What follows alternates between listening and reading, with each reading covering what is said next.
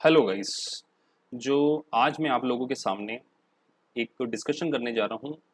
Diploma in international financial reporting standard. बहुत सारे बच्चों की ये क्वेरी होती है कि सर ये डिप्लोमा इन जो इंटरनेशनल फाइनेंशियल रिपोर्टिंग है किन बच्चों के लिए यूज़फुल है, इसका कोर्स कंटेंट क्या होगा, कितना इसका ड्यूरेशन होगा और इस कोर्स को कंप्लीट करने के बाद हमें किस प्रकार की जॉब अपॉर्चुनिटीज़ या प्लेसमेंट अपॉर्चुनिटीज़ मिल सकती हैं। सबसे पहले मैं आज आपको ये क्लियर करना चाह रहा हूँ कि देखिए जो हम लोग आपको diploma in international financial reporting की कोचिंग देंगे which is based on the ACCA curriculum. देखिए एक इंटरनेशनल बॉडी है जिसके द्वारा प्रिस्क्राइब किया गया करिकुलम हम आपको टीच करेंगे और इस कोर्स को करने के बाद आपको काफ़ी अच्छे लेवल पर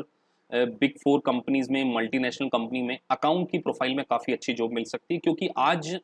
जो इंडिया में है बहुत सारी मल्टीनेशनल कंपनीज काम कर रही हैं और मल्टीनेशनल कंपनी के जो फाइनेंशियल स्टेटमेंट्स होते हैं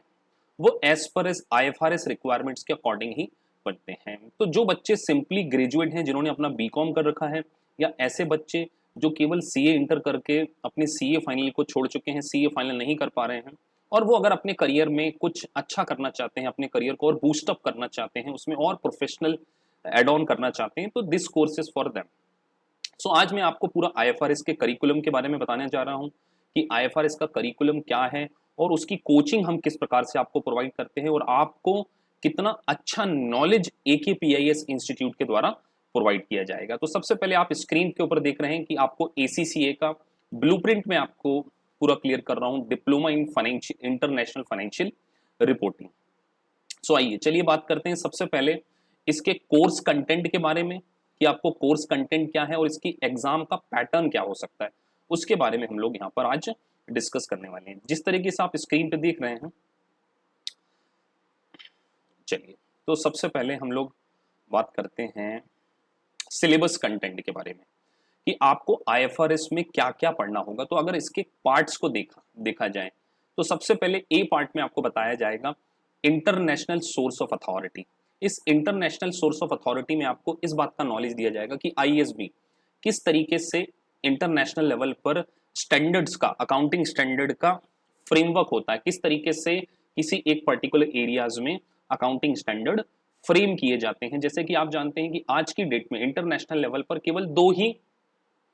अकाउंटिंग के रूल्स चल रहे हैं, एक है IFRS और एक है यूएस गैप। तो यूएस गैप जो बेसिकली है अमेरिकन कंपनी के द्वारा फॉलो किए जाते हैं और IFRS इंटरनेशनल लेवल पर रिकॉग्नाइज किए गए। हमारा जो इंडिया है, अगर मैं इंडियन कॉन्टेक्स्ट के बारे में इसको आपको समझाने की कोशिश करूं तो इंडिया जो है इंड एस को फॉलो करता है अपने फाइनेंशियल स्टेटमेंट को प्रिपेयर करने के लिए, और इंड एस जो सारे के सारे बेस्ड हैं वो बेसिकली IFRS पर है। तो जो बच्चे CA नहीं कर रहे हैं, अगर वो IFRS का डिप्लोमा कोर्स कर लेते हैं तो कहीं ना कहीं उनको इंडियन कॉन्टेक्स्ट में किस तरीके से फाइनेंशियल स्टेटमेंट प्रिपेयर किए जाते हैं और as well as international inter statement level पर फाइनेंशियल स्टेटमेंट किस तरीके से प्रिपेयर किए जाते हैं, उसका पूरा थॉरो नॉलेज आपको हो जाने वाला है। अब मैं बच्चों से बात करना चाहूंगा कि वो किस तरीके से इस कोर्स को कर सकते हैं। तो सेकंड पार्ट बात करते हैं एलिमेंट ऑफ फाइनेंशियल स्टेटमेंट। देखिए इस एलिमेंट ऑफ फाइनेंशियल स्टेटमेंट में आपको पूरा जितने भी IFRS उसका नॉलेज दिया जाएगा, किस तरीके से रेवेन्यू को रिकॉग्निशन किया जाता है, प्लांट एंड प्रॉपर्टी की, ये सारे IS है, इंटरनेशनल अकाउंटिंग स्टैंडर्ड। एक एक फाइनेंशियल स्टेटमेंट के एलिमेंट के ऊपर किस तरीके से हमें रेवेन्यू रिकॉग्नाइज करना है, plant property and equipment PP को फाइनेंशियल स्टेटमेंट में किस तरीके से रिकॉर्डिंग करते हैं, इंपेयरमेंट ऑफ असेट्स, अगर किसी भी प्रकार का कोई लीज का ट्रांजेक्शन होता है तो वो किस तरीके से कवर किया जा सकता है। ये बहुत सारे एलिमेंट्स आपके इसमें कवर किए जाएंगे, जैसे कि इंटेंजिबल एसेट्स है,